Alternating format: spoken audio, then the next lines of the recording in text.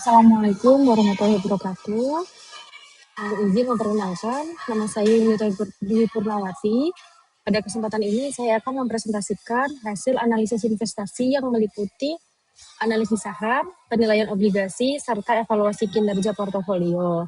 Di sini, saya mencoba memposisikan diri sebagai seorang konsultan keuangan yang diminta memberikan rekomendasi kepada investor berdasarkan data yang tersedia.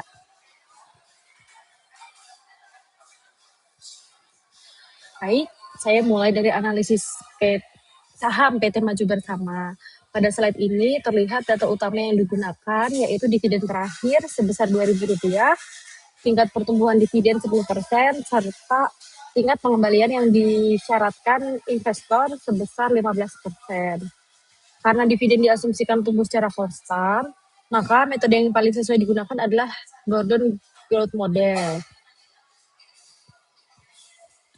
Langkah pertama yang saya lakukan adalah menghitung dividen tahun depan. Hasilnya adalah Rp2.200. Kemudian nilai intrinsik saham dihitung dengan membagi dividen tahun depan dengan selisih antara tingkat pengembalian dan tingkat pertumbuhan dividen. Dari proses tersebut diperoleh nilai intrinsik sebesar Rp44.000 per lembar saham. Nah, setelah mendapatkan nilai intrinsik, langkah berikutnya adalah membandingkannya dengan harga pasar. Di slide ini terlihat bahwa harga pasar saat ini adalah Rp45.000, sedangkan nilai intrinsiknya Rp44.000. Artinya, harga pasar lebih tinggi dibandingkan nilai wajarnya, sehingga saham ini berada dalam kondisi overvalue. Overvalue di sini maksudnya adalah saham dinilai terlalu mahal oleh pasar. Jadi, investor berpotensi membeli saham di harga yang lebih tinggi dari nilai sebenarnya. Karena itu, sebagai konsultan, saya akan berhati-hati dan tidak langsung merekomendasikan pembelian saham ini pada kondisi sekarang. Selanjutnya, saya beralih ke analisis obligasi. Pada slide ini terlihat data obligasi, yaitu nilai nominal Rp10 juta, tingkat kupon 12% per tahun, bunga pasar 10%, dan jangka waktu 5 tahun. Perhitungan dilakukan dengan menghitung nilai sekarang dari seluruh pembayaran kupon dan nilai nominal obligasi. Hasilnya menunjukkan bahwa harga wajar obligasi sekitar Rp10.758.000.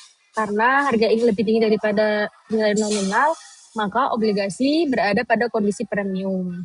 Hal ini terjadi karena tingkat kupon obligasi lebih besar dibandingkan bunga pasar, sehingga investor bersedia membayar lebih mahal.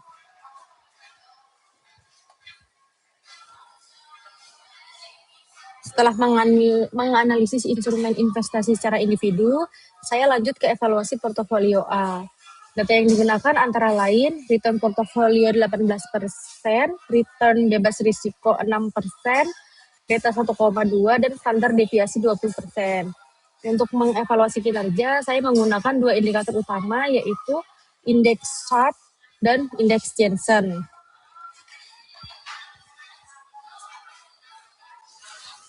Indeks Sharpe digunakan untuk melihat seberapa besar imbal hasil yang diperoleh dibandingkan dengan risiko total yang ditanggung.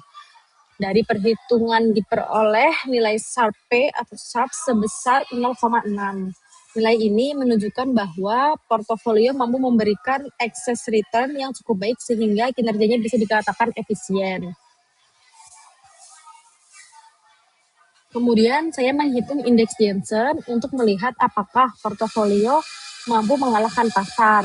Dengan asumsi return pasar sebesar 14%, diperoleh Jensen Alpha positif sebesar 2,4%. Ini berarti manajer portofolio berhasil menghasilkan return di atas yang diharapkan berdasarkan risiko pasar. Sebagai penutup, berdasarkan seluruh analisis yang telah dilakukan, dapat disimpulkan bahwa saham PT Maju Bersama berada dalam kondisi overvalue. Obligasi berada pada harga premium, dan portofolio A menunjukkan kinerja yang baik karena mampu mengalahkan pasar. Artinya, secara umum, strategi pengelolaan portofolio sudah cukup efektif. Demikian presentasi yang dapat saya sampaikan. Terima kasih atas perhatian Bapak dosen. Apabila ada pertanyaan atau ada yang belum tepat, saya sangat mengharapkan bimbingan dari Bapak. Akhir kata dari saya, wassalamualaikum warahmatullahi wabarakatuh.